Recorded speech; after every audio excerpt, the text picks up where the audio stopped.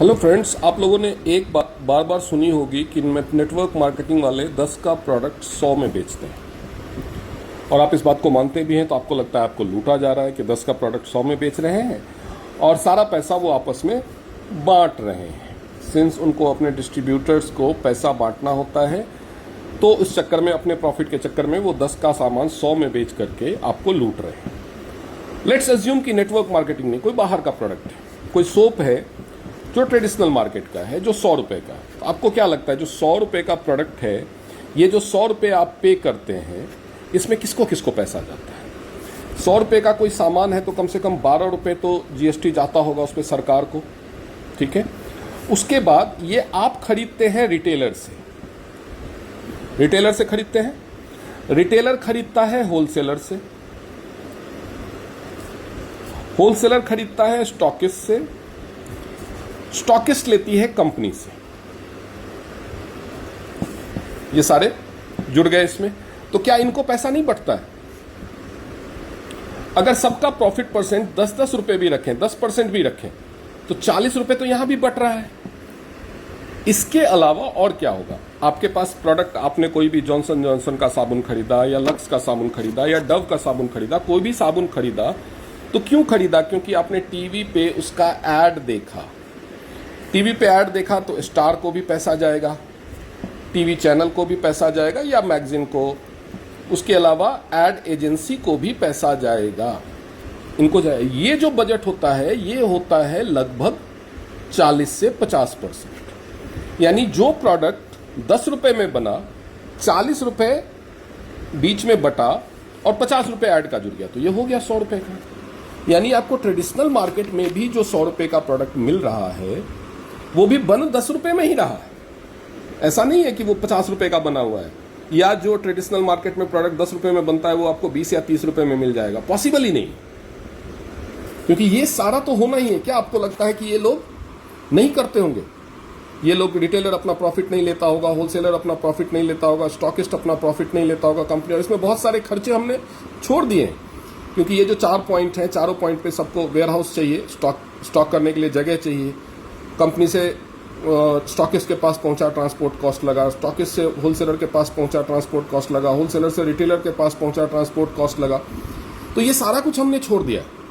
फिर भी direct selling में क्या होता है कि ये जो 40 रुपए है और ये जो 50 रुपए है, ये तो कंपनी को बच रहा है। कंपनी को तो सिर्फ 2 ही लोगों को देना पड़ा, एक जो रिटेलर, क्योंकि retail profit direct selling company में भी होती है, तो ये देना पड़ रहा है, ये नहीं देना पड़ रहा है। कंपनी से रिटेलर खरीदता है और वो आपको बेचता है, तो ये 30 रुपए बचा लिए कंपनी ने, ठीक है।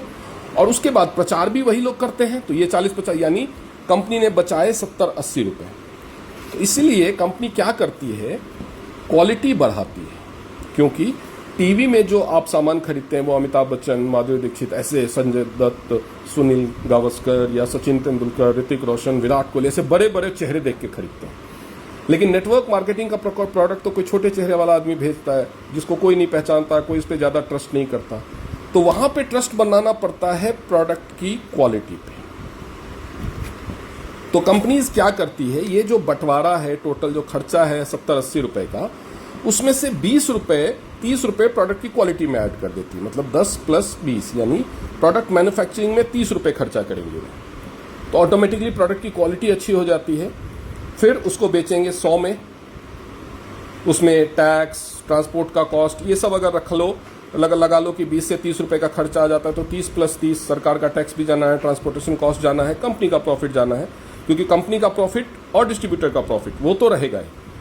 तो हो गया 60, और ये जो 40 रुपए बचता है ये बांटा जाता है नेटवर्क मार्केटिंग के डिस्ट्रीब्यूटर में, जो लीडर्स होते हैं, जो लोगों को सिखाते हैं, जो आप तक सामान पहुंचाते हैं, जो आपकी सर्विस देते हैं। ये इतना बांटा जाता है, इससे कोई मना नहीं करता। अगर मुझे पैसा नहीं बांटा जाएगा तो मैं क्यों नेटवर्क मार्केटिंग करूंगा? और ये बात तो हर जगह लागू होती है। ये तो यहां भी बांटा जा रहा है, यहां पे तो उन लोगों को भी बांटा जा रहा है जिनका प्रोडक्ट में कोई रोल ही नहीं है। इनका तो चलो होलसेलर का, स्टॉकिस्ट का, कंपनी का आप तक प्रोडक्ट पहुंचाने में रोल है। अमिताभ बच्चन का, अक्षय कुमार का क्या रोल है आप तक प्रोडक्ट पहुंचाने में? ना तो उन्होंने R&D की, ना उन्होंने कभी प्रोडक्ट यूज किया, ना वो प्रोडक्ट स्टॉक कर रहे हैं, ना बेच रहे हैं, ना ट्रांसपोर्ट कर रहे हैं, ना आपको प्रोडक्ट के बारे में समझा रहे हैं, ट्रेनिंग दे रहे हैं, जानकारी दे रहे हैं।